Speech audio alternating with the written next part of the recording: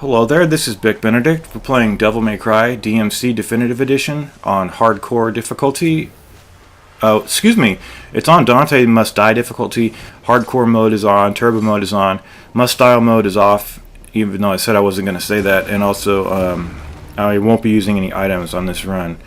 So we are on mission 7 of 20 total missions, and we're on this bridge at first, and we'll be going into the penitentiary and meeting up with Bob Barbas soon. And so when I was perusing through the changelog for this chapter, I didn't see much in the way of changes to enemy placements.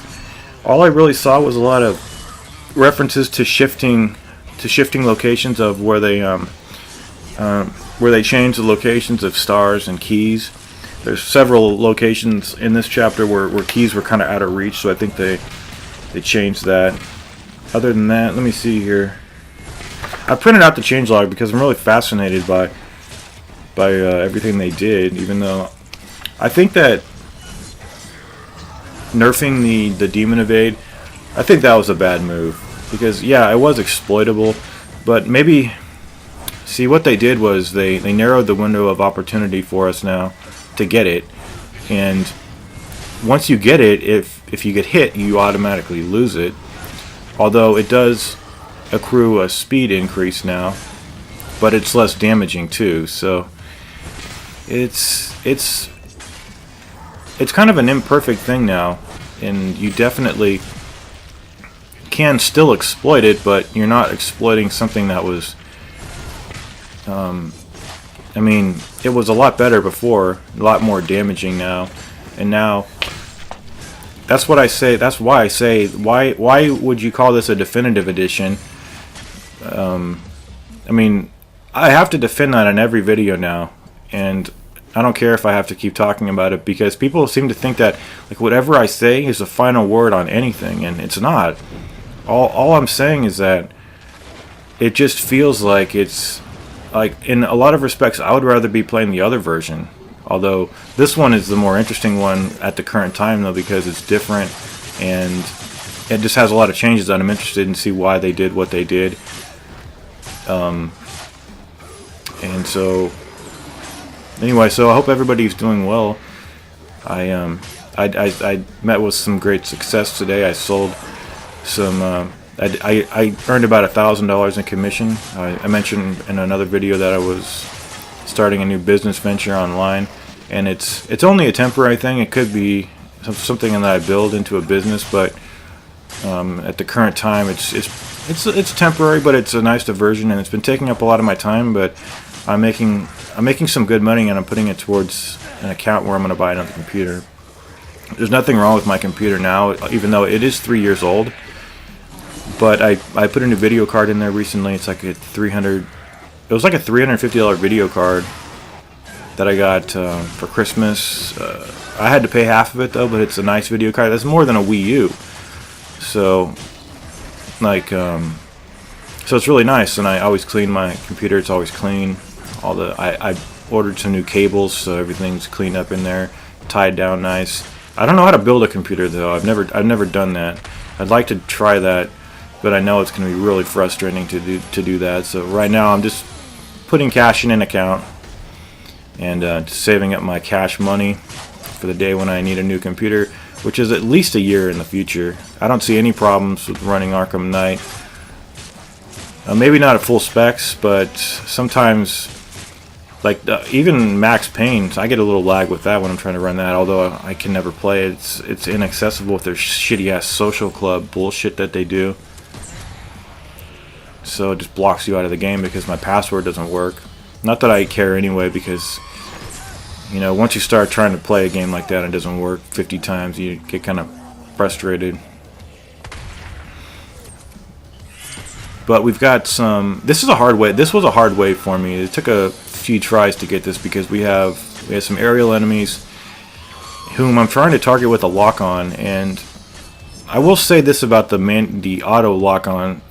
I have very little complaints about it. In fact, I favor it more than the manual lock-on. I think it's a lot. It's kind of a, when you're trying to do the manual lock-on in this game, especially on these harder difficulties when everybody's hitting you so fast and everything's going so, especially on turbo mode too. try getting it to work in the heat of combat. I mean, there's nothing wrong with getting it to work, but sometimes you press down on the L3 button too many times, and you toggle over which enemy you want to toggle onto, and it can be kind of. All I'm saying is that it can be kind of frustrating to get something to work that's so precise in a game that's running so fast with enemies that are hitting you so hard especially in this harder difficulty, and without using items here, it's giving me a run for my money. It's hard, but some of these engagements, I feel that sometimes I think the game, it's either two ways that this game treats you. It feels like they either are too scared to, like the developers, they're too scared to give you really hard scenarios, or they just completely throw you to the dogs. There doesn't seem to be any middle ground about it. So once you clear that, you will get a checkpoint over here, and you'll get the cutscene that I edited out here. Everything gets edited out, so we can avoid some problems with YouTube. And I haven't had any, because as long as you just get the cutscenes out. I don't know. I've had stories from other people saying that they're having trouble, and I think it has to do with how much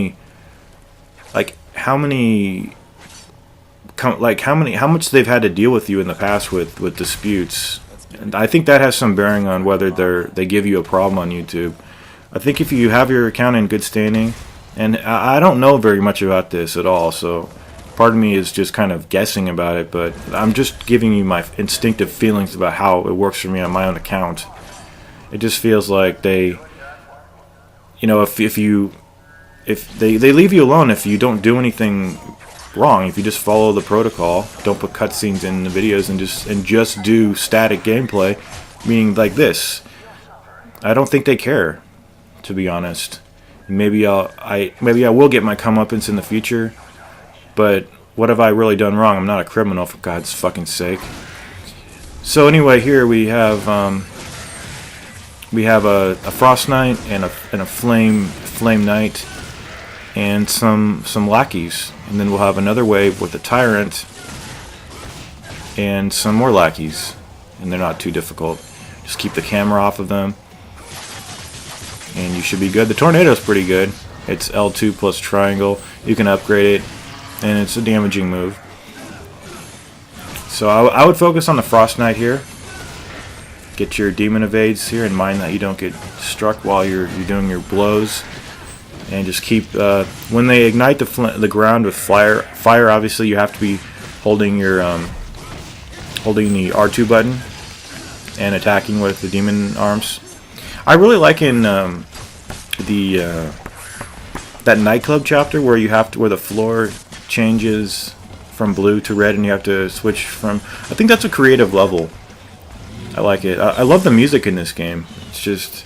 I mean, I wouldn't listen to this music in my spare time, like if I was driving or sitting around in my house, but it's good music for what the game is, I think. So just watch out for this guy here, and either use him to kill the others, or use the smaller enemies to get the demon evade on, and then once that's built up, you can approach this guy with your buff, and just take measured strikes on this guy, though, because it's hard to cancel out of when you're using the Arbiter. It's a very slow weapon. It's the hardest weapon to cancel out of, and rightly so, because it's the most damaging weapon in the game. So just remember, keep the enemies off the screen and work with what you have on the screen. And this guy should be going down. Unfortunately, see, he's got himself double triggered, plus he was in rage mode, so that's a very bad combination. But we can move on with it and deal with it as we need to. So in this room here, you have 3 of these enemies here, and in video 1, I erroneously spoke and said that these guys only ever spawn in a pair of 2, and that's wrong. I forgot the circumstances sometimes when you do face 3 of these enemies. But if you ever face 3 of these enemies, I can't imagine that they would put anything else on here, because it's a good fight. So best advice I can tell you is to keep the camera off of these guys. So that means don't use the lock-on, and whenever you can, take them off the screen so that the ones in the rear pacify. And this is the best weapon I found, the Arix or the Urix. That is the stupidest fucking name I've ever heard. I'm sorry about that, but make it a pronounceable name, for God's sake. So, I've been having a blast playing this game, and I haven't bothered to, it's a shame on me, I haven't bothered to learn their names. It would be nice if they, I don't know, maybe if they could be labeled somehow during the fight. But I think this is just a masterpiece. It's about, I would give it about a 7 out of 10, but still, like, it's a more than competent hack and slash game, and it has nothing to compete with right now.